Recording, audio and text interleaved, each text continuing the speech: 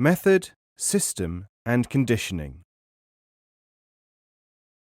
There are 4 factors which, when applied upon human beings, program them like machines. These are the factors which are used in indoctrination and conditioning. By their use, deliberate or otherwise, self-applied or otherwise, the human mind is made more mechanical and will tend to think along stereotyped lines. Innumerable experiments, recent and ancient, have fully verified the presence and effect of these factors. They are tension alternating with relaxation, sloganization, and repetition.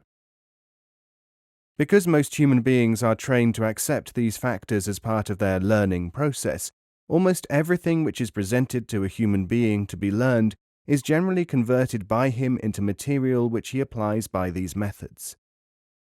The test of a teaching system and of its success is whether 1. It is applied by these methods, knowingly or otherwise, and 2. It develops into a system which uses these methods. In the various groupings of people engaged in this kind of teaching whom I have contacted during the past few years, virtually none is free from this element or these factors.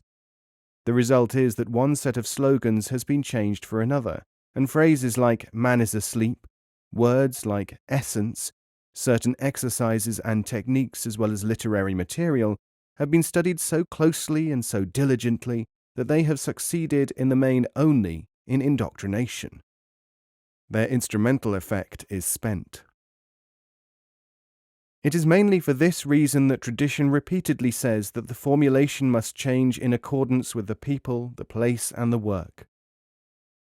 It is extremely easy to test the individuals who have developed, through no fault of their own, this conditioned reflex response to work terms and other teaching stimuli. Such people always respond in a typical manner to approaches made to them, and in this respect they do not differ from people who have been indoctrinated into any static and linear system, political, patriotic, economic, religious, philosophical, where the extra dimension of understanding is weak or absent. There is, however, a saving grace. This is that if we retrace our position to the point just before the learning and teaching became established as a conditioning in the mind of the individuals, we can reclaim the flexibility which the work demands. The methods used to do this, however, are not ones which are familiar to most people. You have to be able to understand before you can verify. People ordinarily do not reach deeply enough into themselves to find out how to learn about what the Sufis call reality.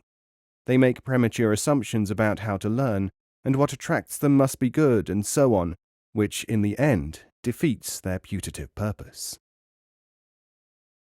The Limbless Fox.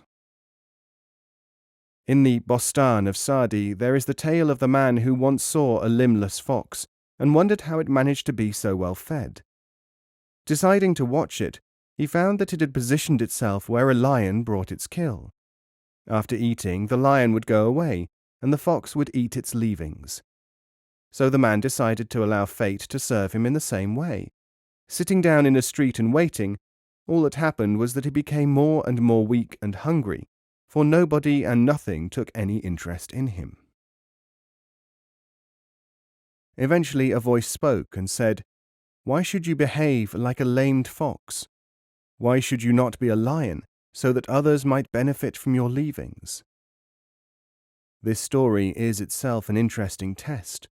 One sometimes finds that it encourages people with a desire to teach to set themselves up as teachers, and enables others, who are more humble, to rearrange their ideas, so that they can learn first, no matter what they readily imagine about being able to teach, and benefit others from getting their own focus right. Everything man needs is in the world. How does he use it? Think of the Eastern proverb, "God provides the food, men provide the cooks." Western culture. Question: why are you critical of Western culture? Answer: the answer simply is that I am not really critical of it in the way that I think you mean. You must bear three things in mind when you ask this kind of question, or risk nobody ever bothering to answer it at all. 1. You have to have some facts to back it up, either specifics or general facts, either to support your question or to get a productive reply. 2. You have to realize that the modern world in which we at the moment live is very widely suffused with Western culture, and that therefore it is almost impossible to miss it if one is critical about almost anything.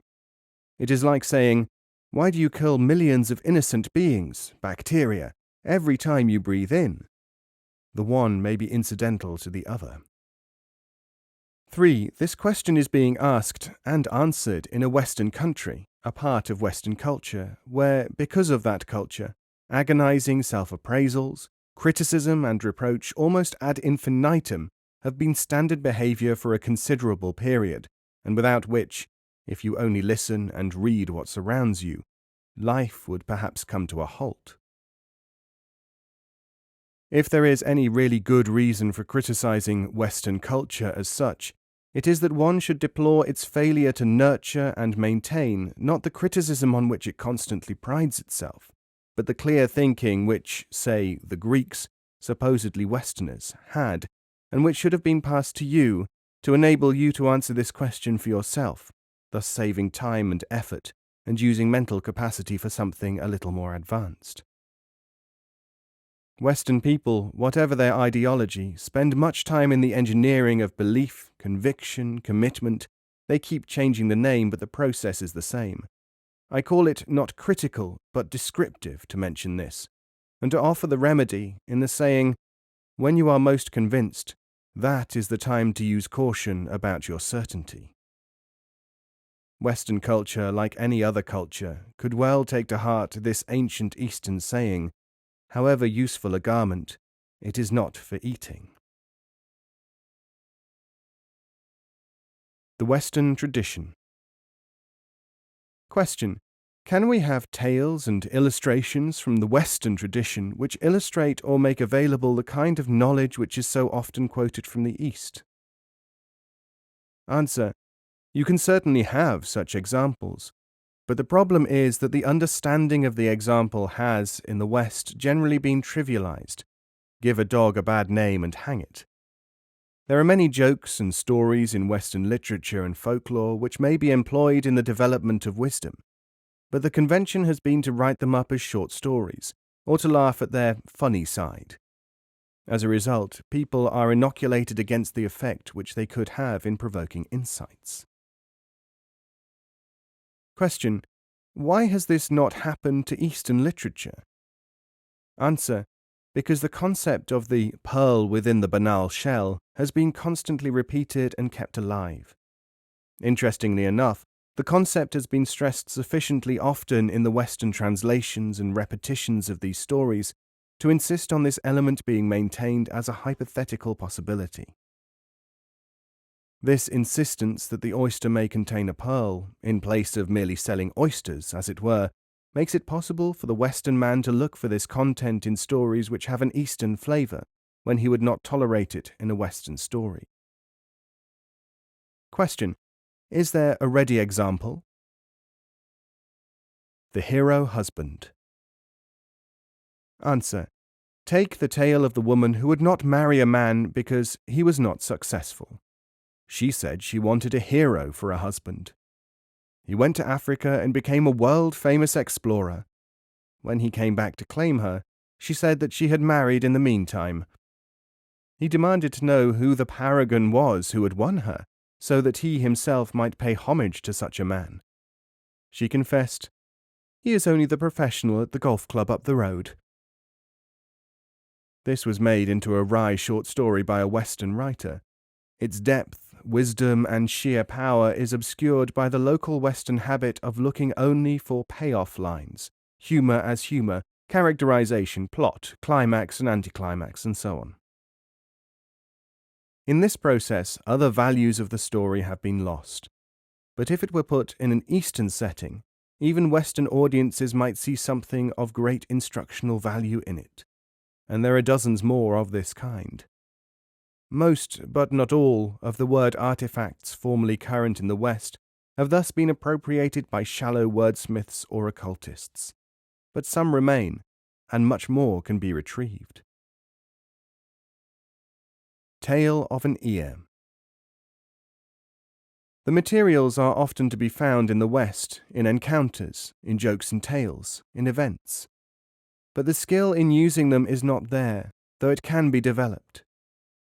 One of the basic Sufi needs is to enable people to see themselves as they really are, and to clear away imaginings about what they are or what they think they are doing. Here is a Western anecdote, good enough for a Sufi demonstration tale. A man went to the Van Gogh exhibition in New York. The place was so jammed with people that he could not get near the pictures. He went away and carved an ear from corned beef, then framed it and returned to hang it on the exhibition wall, marked Ear of Van Gogh.